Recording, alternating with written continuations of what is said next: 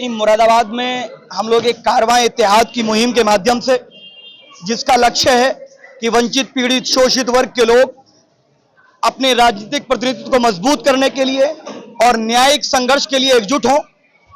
शौकत साहब के निर्देश अनुसार पूरे प्रदेश भर में मुहिम चला रहे हैं। उसी मुहिम में मैं मुरादाबाद आया हूं, क्योंकि मैं यहां का प्रभारी भी हूं, क्योंकि मजलिस इत्तेहादुल मुस्लिमीन मजबूती के साथ चुनाव लड़ने की तैयारी कर रही है। 2027 का चुनाव मजलिस इत्तेहादुल मुस्लिमीन मुरादाबाद में सभी सीटों पर मजबूती से लड़ेगी और बिहार और महाराष्ट्र के बाद उत्तर प्रदेश की बारी है। और उत्तर प्रदेश की जनता के अंदर जो जोश और उत्साह है, वो साफ संकेत है कि मजलिस इत्तेहादुल मुस्लिमीन के 30 से ज्यादा विधायक उत्तर प्रदेश में जीतने जा रहे हैं। ये तो समाजवादी पार्टी की भी इंटरनल रिपोर्ट कहती है, सुना मैंने। और समाजवादी पार्टी पूरी तरह बौखला चुकी है, इसीलिए वो लोग अनर्गल बातें करेंगे, गुमराह करेंगे। लेकिन जनता ना बिहार में गुमराह हुई, ना महाराष्ट्र में गुमराह हुई, ना उत्तर प्रदेश में गुमराह होगी। जनता ने तय कर लिया है कि बैरिस्टर ओवैसी साहब इस भारत के संविधान की रक्षा करने के लिए सबसे मजबूत पिलर हैं, सबसे मजबूत शख्सियत है। और सभी धर्म, जाति, संप्रदाय के लोग मजलिस इत्तेहादुल मुस्लिमीन से जुड़ रहे हैं।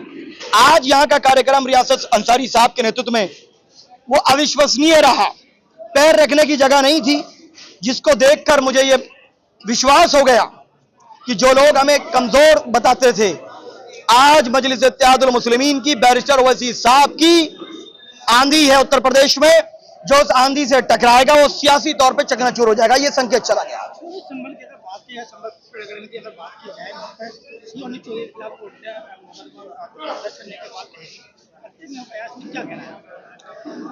नहीं, कोर्ट के आदेश की अवहेलना नहीं होनी चाहिए। मुकदमा दर्ज हो, कानूनी कार्रवाई हो, कानूनी प्रक्रिया पे हम क्या सवाल उठा सकते हैं। लेकिन यह बात स्पष्ट है कि अत्याचार कई जगहों पर हुआ है, और अगर कोई अत्याचार करेगा तो याद रखिए, हर अंधेरी रात के बाद उजाला है न्याय का, शांति का। अहंकार तो सबका टूटेगा। और बुलडोजर न्याय का प्रतीक न कल था, न आज है, न कल होगा। लेकिन जो लोग बुलडोजर को न्याय का प्रतीक मानते हैं, मैं उन लोगों से पूछना चाहता हूं कि अगर इस बुलडोजर का ड्राइवर बदल गया और इसका स्टीयरिंग दूसरी तरफ घूम गया, फिर क्या कहिएगा आप? हमने तो आदरणीय मुख्यमंत्री जी को भी देखा है सदन में। तो इसीलिए हम कहते हैं, राजनीतिक द्वेष भावना में कोई कार्य नहीं होना चाहिए। सरकार एक किसी व्यक्ति की, एक धर्म, एक जाति, संप्रदाय की नहीं होती है। बताइए, बरेली में घर के अंदर नमाज पढ़ ली तो ये कौन सा अपराध हो गया? बाहर सड़क पे किसी ने नमाज पढ़ी तो आप पासपोर्ट रद्द कर देंगे, घर के अंदर नमाज पढ़ी तो आप कार्रवाई कर देंगे। अरे भाई, क्या अगर वहां पर पूजा होगी किसी बराबर घर में, जब भी आप यही करेंगे? ये कौन सी बात है? संविधान के अनुच्छेद 25 का उल्लंघन है ये। इस तरह की बातें करके अपने कद को छोटा नहीं करना चाहिए। मुख्यमंत्री जी तो क्षत्रिय हैं, और क्षत्रिय धर्म ये कहता है कि सबके साथ न्याय करो। क्षत्रिय धर्म का पालन करना चाहिए। वो एक धार्मिक व्यक्ति हैं, और एक धार्मिक व्यक्ति होने के नाते हम उनका सम्मान करते हैं।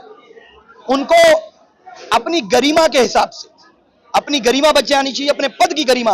उन्होंने संविधान पे शपथ ली है, किसी धार्मिक पुस्तक पे नहीं ली है, नहीं भूलना चाहिए उनको। और हम इसीलिए कहते हैं कि 7% वालों ने 20% वालों को 4 बार मुख्यमंत्री बनाया। क्या इस बार 20% वालों को 7% वाले मुख्यमंत्री बनाने में मदद करेंगे? क्योंकि मेरे भारत का संविधान इतना खूबसूरत है कि 1% वाले सिख समाज का प्रधानमंत्री बना। उत्तर प्रदेश में गेरुआ वस्त्र धारण किए हुए बाबा मुख्यमंत्री हैं, संविधान अधिकार देता है।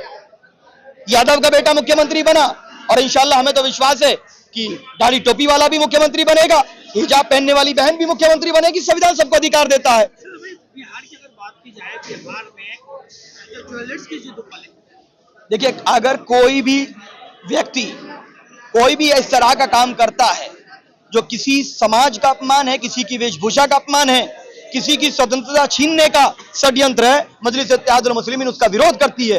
भारत की बेटी तय करेगी किसको क्या पहनना है, क्या नहीं पहनना है। हमें आपत्ति नहीं कोई क्या पहनता है, ना पहने चाहे, लेकिन भारत की बेटियों को क्या पहनना है ये भारत की बेटियां तय करेंगी। भारत का संविधान अनुमति देता है। स्वागत योग्य फैसला है। हम इलाहाबाद हाईकोर्ट के फैसले का स्वागत करते हैं और हमें विश्वास है कि उत्तर प्रदेश में इसको लागू करने में कोई दुश्वारियां नहीं आएंगी। हम तो पहले दिन से कह रहे थे, अरे मदरसा संविधान के अनुच्छेद 30 के तहत अगर है, किसी को क्या आपत्ति है? क्या संविधान पे आपको विश्वास नहीं है? एक तरफ कहते हैं हम संविधान को मानने वाले, संविधान पे शपथ लेंगे, आप मंदिर में जाकर के पूजा करने की जो बात करते हैं, करें, हमें कोई आपत्ति नहीं है, लेकिन शपथ तो संविधान पे ही ली है ना आपने। नहीं भूलना चाहिए उनको, ये अच्छा फैसला हम स्वागत करते हैं। एमएएम के सुप्रीमो असदुद्दीन ओवैसी ने कहा है कि मैं देश के जो प्राइम मिनिस्टर एक हिजाब देखना चाहता हूँ, ये मैं सब ख्वाब देखता हूँ, जिसका संविधान नहीं मिला।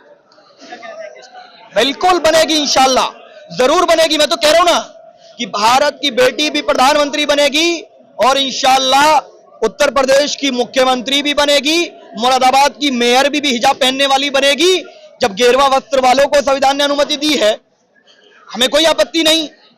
जब टर्बन वालों को है, हमें कोई आपत्ति नहीं, स्वागत है, सम्मान है। उसी प्रकार से हिजाब पहनने वाली बहन को भी संविधान ने अनुमति दी है, मुख्यमंत्री बनने की, प्रधानमंत्री बनने की, मेयर बनने की, और एक दाढ़ी टोपी वाले मुसलमान को भी है। क्यों मेरे नाम से इतनी नफरत है इन लोग को? मैं भारत का नागरिक नहीं हूं? मैं सेकंड क्लास सिटीजन हूं क्या? नहीं, मैं भी उतना ही नागरिक हूं जितने ये लोग नागरिक हैं, और मेरा राष्ट्रवाद इनसे कम नहीं है। मैं बाई चांस इंडियन नहीं हूं, मैं बाई चॉइस इंडियन हूं। मैंने जिन्ना की विचारधारा को अपने पैरों तले कुचल दिया और भारत को स्वीकार किया, भारत को चुना है मैंने। और ऑपरेशन सिंदूर में मेरे नेता ने जिस प्रकार से पाकिस्तान को मुंहतोड़ जवाब दिया, शायद बीजेपी के लोग भी नहीं दे पाए, सपा के लोग भी नहीं दे पाए। मेरे नेता की पहचान तो ये है। सर, मेरा आखिरी एक सवाल है कि ईरान और इराक में जिस तरह से जंग चल रहा है, देखिए, भारत सरकार ने बैरिस्टर ओवैसी साहब की मांग पर ईरान में फंसे भारतीयों को लाने के लिए जो कदम उठाए हैं वो स्वागत योग्य हैं। और बैरिस्टर ओवैसी साहब ने जो अपील की थी, लगातार सरकार से ये अनुरोध किया था कि ये होना चाहिए, वो किया गया। जो अच्छा काम है, मैं उससे आपत्ति नहीं होती है जब सरकार जन विरोधी फैसले लेती है। ऑपरेशन सिंदूर के समय हमने कहा कि सरकार बिल्कुल मुंहतोड़ जवाब देना चाहिए पाकिस्तान को, पाकिस्तान का इलाज करना चाहिए कि दोबारा कोई आतंकवादी यहां न भेज पाए। लेकिन जब सरकार जन विरोधी कार्य करती है, जब सरकार धर्म के आधार पर कार्रवाई करती है, जब सरकार बुलडोजर का दुरुपयोग करती है, जब सरकार मस्जिद मदरसे खानकाहों को टारगेट करती है, जब सरकार बलात्कारियों के मुकदमे वापस लेने की बात करती है, जब सरकार अखलाक की बॉब लिंचिंग करने वालों के मुकदमे वापस लेने की बात करती है, जब सरकार कुरैशी भाइयों और बुनकर भाइयों के कारोबार पर हमला करती है, जब हम सरकार के खिलाफ संवैधानिक तरीके से अपनी बात रखते हैं कि संविधान का पालन करते हुए कार्रवाई करनी चाहिए, संविधान के विरोध में जाकर के कोई कार्रवाई नहीं करनी चाहिए।